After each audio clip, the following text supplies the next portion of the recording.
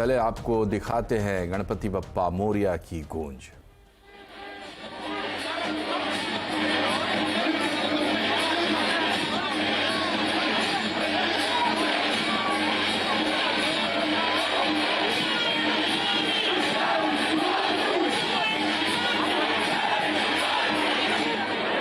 आप देख रहे हैं सीधी तस्वीरें मुंबई के लालबाग चौराहा की पहली झलक है ये।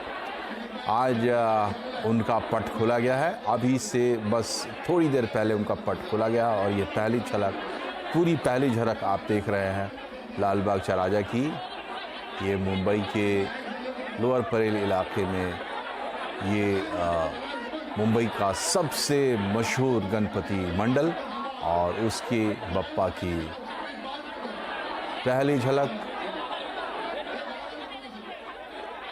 हर साल लालबाग के राजा की सबसे ज़्यादा इंतज़ार करते हैं लोग और सार्वजनिक मंडलों में सबसे ज़्यादा भीड़ भी यहीं देखने को मिलती है। लालबाग के राजा के दर्शन करने के लिए दूर दूर से लोग आते हैं। महाराष्ट्र नहीं, देश के कोने कोने से लोग लालबाग के राजा के दर्शन करने आते हैं। ये बहुत ही भव्य और विशाल प्रतिमा है गणपति की। अगर आप सामने खड़े लोगों को देखेंगे तो आपको अंदाज़ा लगेगा कि ये कितनी विशाल होती है प्रतिमा और क्या विशेष शोभा है इसकी।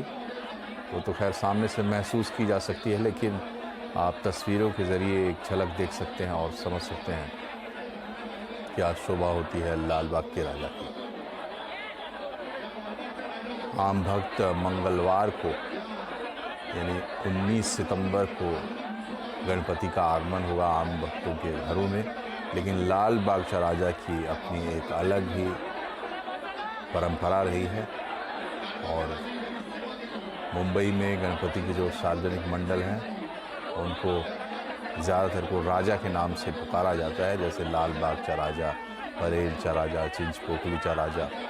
तो ये आप कह सकते हैं कि मुंबई के जितने भी राजा हैं उन सब राजाओं के महाराजा लालबाग के राजा हैं गणपति। हर साल लगभग इसी तरह की प्रतिमा होती है, लेकिन साज श्रृंगार अलग होता है और देश भर से भक्त जुटते हैं गणपति के दर्शन करने के लिए। मुंबई के दो गणपति देश दुनिया में मशहूर हैं, एक लालबाग चौराहा और दूसरे सिद्धिविनायक। सिद्धिविनायक सालों भर विराजते हैं अपने मंदिर में, लेकिन लालबाग चौराहा गणपति के दिनों में 10 दिन के लिए दर्शन देते हैं और एक बड़े बड़े सेलिब्रिटीज़, बड़े बड़े नेता, बड़े बड़े लोग यहाँ मत्था टेकने आते हैं लालबाग चौराहा के पास। तो ये लालबाग चौराहा की पहली झलक।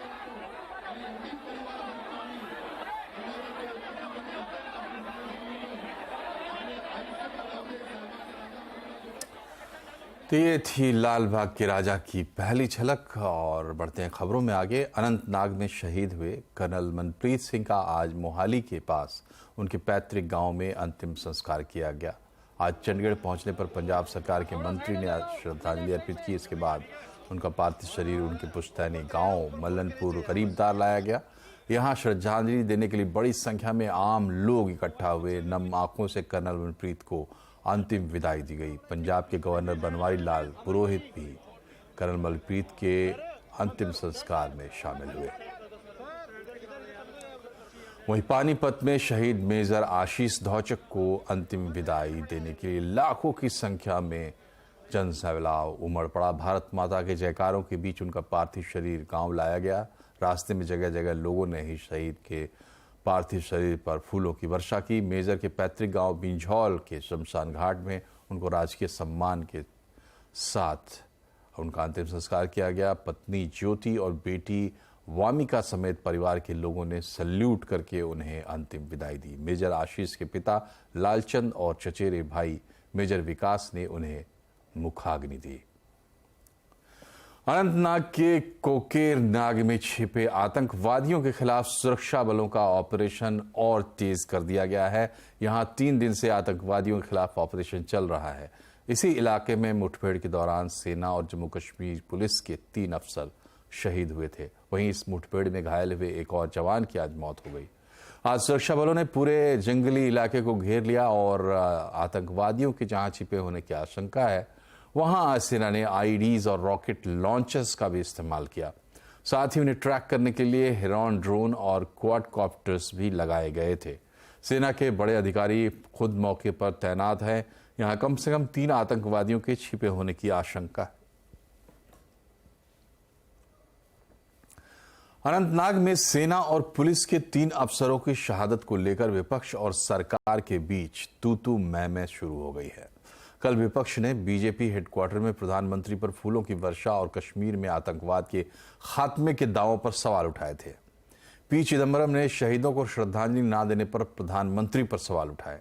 वहीं फारूक अब्दुल्ला ने कहा कि खून खराबा रोकना है तो पाकिस्तान से बातचीत करनी चाहिए। आज बीजेपी ने विपक्ष पर शहादत को लेकर राजनीति करने का आरोप लगाया है। बीजेपी प्रवक्ताओं ने कहा कि ऐसे वक्त में जब शहीदों के अंतिम संस्कार किए जा रहे थे, विपक्ष ओछी राजनीति कर रहा है। केंद्रीय मंत्री खेल मंत्री अनुराग ठाकुर ने कहा है कि जब तक पाकिस्तान सीमा पार आतंकवाद नहीं रोकता, तब तक दोनों देशों के बीच क्रिकेट समेत कोई भी खेल नहीं होगा। देखिए, जहां तक खेलों की बात है, बीसीसीआई ने ये बहुत पहले निर्णय ले लिया था कि बायलैटरल मैचेस पाकिस्तान के साथ नहीं खेलेंगे जब तक वो आतंकवाद को बंद नहीं करते, सीमा पार से हमले बंद नहीं करते और घुसपैठ की घटनाओं को अंजाम देना बंद नहीं करते। और ये मुझे लगता है देश की भावनाएं, जो आम जनमानस की भावना है, उसके अनुरूप ही है। कोयले की कमी से बिजली की कटौती नहीं होगी, ये भरोसा दिया है पावर मिनिस्टर आरके सिंह ने। सीएनबीसी आवाज से एक्सक्लूसिव बातचीत में पावर मिनिस्टर ने कहा कि हाल में सऊदी अरब के साथ जो करार हुआ है उससे 24 घंटे रिन्यूएबल एनर्जी मिलती रहेगी। सर, इस एमओयू का जो काफ़ी इंटरेस्टिंग और इम्पॉर्टेंट पार्ट है वो है ग्रिड इंटरकनेक्शन को लेकर। इस बारे में आप जानकारी दें कि किस तरह से मैकेनिज्म रहेगा और क्या इसमें पावर ग्रिड की कोई भूमिका होगी? इसमें देखिए, ये जो भी कैपेसिटीज़ ये हम जो ग्रिड इंटरकनेक्शन कर रहे हैं, ग्रिड इंटरकनेक्शन का फ़ायदा यह है कि रिन्यूएबल एनर्जी टाइम जोन से वेरी करता है, अलग अलग टाइम्स में होते हैं। उसको कनेक्ट कर देंगे तो आपको round the clock renewable energy मिल जाएगी। तो इसके लिए आपको स्टोरेज लगाने की आवश्यकता नहीं होगी। तो और सऊदी अरेबिया को भी इंटरेस्ट है इसमें, हमको भी इंटरेस्ट है। हम कनेक्ट हो रहे हैं साउथ ईस्ट एशिया से और हम कनेक्ट हो जाएंगे सऊदी अरेबिया से तो मिडिल ईस्ट ग्रिड से कनेक्ट हो जाएंगे। मिडिल ईस्ट ग्रिड कनेक्ट होगा यूरोपियन ग्रिड से, तो पूरा एक ग्रिड इंटरकनेक्शन हो जाएगा तो सभी को फायदा होगा, क्योंकि अक्रॉस टाइम जोन्स हम रिन्यूएबल एनर्जी का ट्रांसफर कर सकेंगे सभी को। और सभी का रिक्वायरमेंट ऑफ स्टोरेज है वो कम हो जाएगा, या जीरो तो नहीं होगा लेकिन बहुत कम हो जाएगा। तो सबको एडवांटेजेस है और भविष्य यही है। सर, आप स्टोरेज की बात कर रहे हैं, ये सब हम जानते हैं कि जो स्टोरेज की कॉस्ट है वो काफ़ी ज़्यादा है, जो एक तरह से प्रोजेक्ट को अनवाइबल भी बना सकती है। अगर हम हाइड्रोजन स्टोरेज की बात करें तो क्या इस एमओयू में उसके लिए कुछ बातचीत रही है? क्या डिटेल्स है आपके पास? ये तो पूरा जो एनर्जी सिस्टम है, ये पूरा जो एनर्जी सिस्टम है उसके बारे में एग्रीमेंट है। और ग्रीन हाइड्रोजन भी उसमें है, रिन्यूएबल एनर्जी भी है। एक हम बिड लाने जा रहे हैं बहुत जल्दी ही, जिसमें कि हम round the clock renewable energy का बिड कर रहे हैं using green hydrogen as storage. और हमको लगता है जो हम लोगों ने कैलकुलेशन किया है कि वो बहुत वायबल है। ये बैटरी स्टोरेज से ज़्यादा वायबल है। देखते हैं बिड।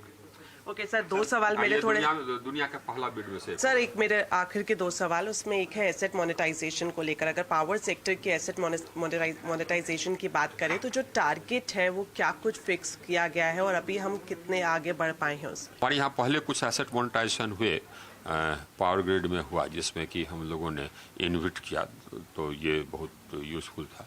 हमारे एनटीपीसी में भी एसेट मोनेटाइजेशन हुआ, जिसमें कि हम लोगों को एनटीपीसी के जो रिन्यूएबल एनर्जी कैपेसिटीज थे उसका हम लोगों ने एक अलग कंपनी बना करके हम लोगों ने उसको मोनेटाइज किया। तो ये एसेट मोनेटाइजेशन चल रहा है, आगे भी चलेगा। अभी ये हमने कई बार कहा है, कई प्लेटफॉर्म पर कहा है कि किसी भी शॉर्टेज के कारण हम बिजली का जो प्रवाह है उसमें हम इंटरप्शन नहीं होने देंगे। हाँ, अगर डोमेस्टिक कोल का अराइवल कम है तो उसको ब्लेंड करने के लिए हम इंपोर्ट करेंगे, क्योंकि हम लोड शेडिंग नहीं होने देंगे। और अब बात करते हैं बाजार की। आज कारोबारी हफ्ते के आखिरी दिन बाजार में जोश देखने को मिला। इसी जोश के साथ निफ्टी और सेंसेक्स रिकॉर्ड ऊंचाई पर बंद हुए। Mid cap small cap index भी बढ़त पर बंद हुए। सेंसेक्स 320 अंक चढ़कर 67,839 पर बंद हुआ। निफ्टी 89 अंक चढ़कर 20,192 पर बंद हुआ। आज सबसे ज्यादा खरीदारी ऑटो, आईटी, फार्मा, बैंकिंग शेयरों में रही। पीएससी, रियल्टी, एफएमसीजी शेयरों पर दबाव देखने को मिला। बाजार में सेंसेक्स, निफ्टी रिकॉर्ड हाई पर हैं। अब 21,000 के लिए क्या हो स्ट्रैटेजी। आज आवाज अड्डा में इसी पर होगी बड़ी चर्चा शाम 7:57 पर।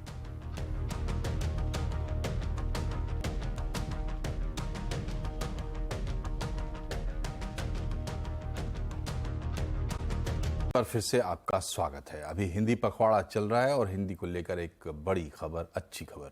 हिंदी की दुनिया लगातार आगे बढ़ रही है और अब दुनिया का सबसे पुराना medical journal the Lancet Hindi में उपलब्ध होगा। जी हां, अब सबसे पुराना medical journal the Lancet Hindi में भी प्रकाशित होगा। 200 साल पुराना ब्रिटिश जर्नल अब तक सिर्फ अंग्रेजी, स्पेनिश और पुर्तगाली भाषाओं में प्रकाशित हो रहा था। मध्य प्रदेश सरकार ने इसके लिए द लैंसेट की टीम के साथ एमओयू साइन किया है। लैंसेट, जो कि आपने कहा कि गीता है मेडिकल फ्रेटर्निटी की, तो हमने उनसे कांटेक्ट किया कि क्यों ना ये भी हिंदी में आए। और मुझे इस बात की बहुत प्रसन्नता है कि लैंसेट और मध्य प्रदेश के मेडिकल एजुकेशन विभाग ने अब साझा निर्णय लिया है कि ये लैंसेट भी अब हिंदी में आएगी, और जो कि हिंदी के लिए, हिंदुस्तान के लिए, हिंदी मीडियम के बच्चों के लिए और मेडिकल रिसर्च के लिए मील का पत्थर साबित होगी। It's very exciting to be here with the Minister and team today to collaborate on the Hindi version of the Lancet Regional Health Southeast Asia, and the fact that this will help improve the accessibility and inclusivity of content to the people of India. Mumbai की ऐतिहासिक लाल रंग की double decker bus आज आखिरी सफर पर है। आज के बाद ये बसें बंद हो जाएंगी। अब बस यादों का हिस्सा रह जाएगी। डबल डेकर सिर्फ ट्रैवल का साधन नहीं बल्कि मुंबई की एक खास पहचान भी बन गई थी। टूरिस्ट को अपनी ओर खींचती थी। साल 1937 से ही ये बस मुंबई के अनूठे पहचान का हिस्सा रही है। आज इस मौके पर डबल डेकर को खास तौर पर फूलों से सजाया भी गया था। सहयोगी ऋचा खानोलकर की रिपोर्ट देखिए। मुंबई के बेस्ट बस में जो तालियां बजाई जा रही है वो इस बेस्ट के डबल डेकर को बाय बाय कहने के लिए की जा रही है, क्योंकि आज बेस्ट की इस डबल डेकर बस का आखिरी दिन है और उसी का अनुभव लेने के लिए बड़े पैमाने पर लोग यहाँ पे आए हैं। रेगुलर बेसिस पे कॉलेज और ऑफिस जाने वाले लोगों के साथ बहुत सारे पर्यटन भी यहाँ पे आ चुके हैं। आज का जो आखिरी बस का सफर है वो उसका एक्सपीरियंस लेने के लिए 86 इयर्स पहले ये बस पहली बार मुंबई के रास्तों पे दौड़ी थी और उसके बाद आज 15 सितंबर को इस बस का आखिरी दिन है। कुछ लोगों से हम बात करना चाहेंगे। सर, क्या बताएंगे, आपकी क्या भावना है? आज आखिरी सफर है इस बस का और आपने इसके लिए एक खास टी शर्ट भी प्रिंट कराया है, क्या कहेंगे? खास टी शर्ट है और वो बस की मॉडल भी है। मैं कलेक्टर भी हूँ और बेस्ट फैन है हम लोग। हम कलेक्टर लोग हैं और बेस्ट हमारा क्या कहते हैं एक साथी रहा है इतने सालों तक। डबल डेकर एक बहुत ही बढ़िया साथी रहा है। मेरे लिए ये ट्रिप स्पेशली बहुत संवेदनशील है because my mom use to bring me to double decker buses. She is no more, so उनके याद में मैं आज यहाँ आया और बुरा लगता है कि आने वाली जनरेशन्स को ये बसेस नहीं देखने मिलेगी। मैंने बहुत अच्छी मेमोरीज मेरी है बचपन से लेके इस बस में, और फ्रंट सीट बहुत इम्पोर्टेंट है, तो हम लोग इनफैक्ट जल्दी आए थे बस आने से पहले ताकि मैं इसको फ्रंट सीट पे लास्ट टाइम बिठा सकूं। आज जब ये बस का आखिरी ट्रिप है तब उस दिन के लिए स्पेशल टिकट्स भी दिए जा रहे हैं। हमने अगर देखा कि अभी के जो बेस्ट के बस के टिकट्स हैं वो प्रिंटेड और अलग फॉर्मेट में है, लेकिन आज के दिन के लिए ये टिकट्स यूज की गई है और ये बहुत पुरानी प्रिंटेड टिकट्स है। ये आज के स्पेशल दिन के लिए यूज की जा रही है और बस को डेकोरेट भी किया गया है, गुब्बारे लगाए हुए हैं। और मर्सिडीज बेंज ने आज भारत में EQE 500 इलेक्ट्रिक SUV लॉन्च कर दी है। ये कंपनी की तीसरी इलेक्ट्रिक कार है जो भारत में लॉन्च हुई। इसके पहले EQB और EQS लॉन्च किए जा चुके हैं। EQE 500 की कीमत 1,39,00,000 रुपए है। इसकी सबसे खास बात यह है कि ये SUV होने के बाद भी फुल चार्ज में 550 किलोमीटर का सफर तय कर सकती है। इसकी टॉप स्पीड 210 किलोमीटर है। EQE 500 में 90.5 किलोवाट का बैटरी पैक लगा है जो 402 bhp पावर जनरेट करता है। इसमें 56 इंच का डैशबोर्ड है जिसमें कई टेक फीचर्स दिए गए हैं। अगला सप्ताह गणपति उत्सव के नाम होगा। वीकेंड पर लोग गणनायक की मूर्तियां घर ले जाना शुरू करेंगे, लेकिन इस बार कैसा है मूर्ति का कारोबार और क्या उस पर चढ़ा है महंगाई का रंग? ये जानने के लिए देखिए हमारे संवाददाता केतन जोशी की अहमदाबाद से ये रिपोर्ट।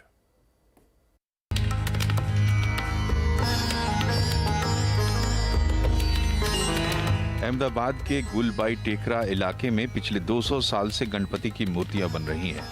यहाँ के कारीगरों की माने तो बाकी सब तो ठीक है, लेकिन इस बार मूर्तियां 30% तक महंगी है। वजह है रॉ मटेरियल की कीमतों में इजाफा। ये मूर्तियां प्लास्टर ऑफ पेरिस, नारियल की भूसी, लकड़ी और कलर जैसे रॉ मटेरियल से बनती हैं। इन सब के दाम इस बार चढ़े हुए हैं। ये साल मटेरियल का भाव जरा ज्यादा है, मजदूरी भी उसमें लगती है, इसके हिसाब से 30-35% ज्यादा है। हाँ, लोग खरीदता है। वो कोरोना का हिसाब से 2-3 साल हमारा डिफनेस गया, अभी थोड़ा उत्सव है ग्राहक में और खरीद रहा है। कलर बलर भी अच्छा मार रहे हैं सब लोग और खरीदी में थोड़ा उत्सव है। गुजरात में इस बार 3 से 5 लाख गणपति मूर्तियों की बिक्री का अनुमान है, क्योंकि महंगी होने के बावजूद भक्तों में उत्साह की कोई कमी नहीं है। हाँ, महंगी तो लग रही है। इस बार क्या गणपति जी आ रहा है तो हमारी सोसाइटी में पिछली बार 5 फुट की मूर्ति लाने का किया था प्लानिंग, तो अभी सोच रहे कि थोड़ी बड़ी मूर्ति लाए और बड़ा उत्सव करें। तो इस बार भी यही है और अब मूर्ति का तो पिछले साल से ज़्यादा चल रहा है भाव, तो लेके तो जाइए और उत्सव भी करेंगे धाम-धूम से। वैसे तो मिट्टी की मूर्तियां भी बनती हैं, लेकिन उनको बनाने में ज्यादा वक्त लगता है और मिट्टी की मूर्ति POP की तुलना में 2 से 3 गुना महंगी पड़ती है। इसलिए प्लास्टर ऑफ पेरिस की मूर्तियों की मांग ज्यादा रहती है। श्रद्धा और आस्था के आगे महंगाई हमेशा परास्त ही हुई है। इस बार भले ही मूर्ति के दाम ज्यादा हो, लेकिन लोग गणपति उत्सव धाम धूम से मनाने वाले हैं। केतन जोशी, अहमदाबाद। इसी के साथ बुलेटिन में फिलहाल इतना ही, लेकिन खबरों पर अपडेट रहिए और जुड़े रहिए CNBC आवाज से ट्विटर, फेसबुक और YouTube के जरिए। नमस्कार।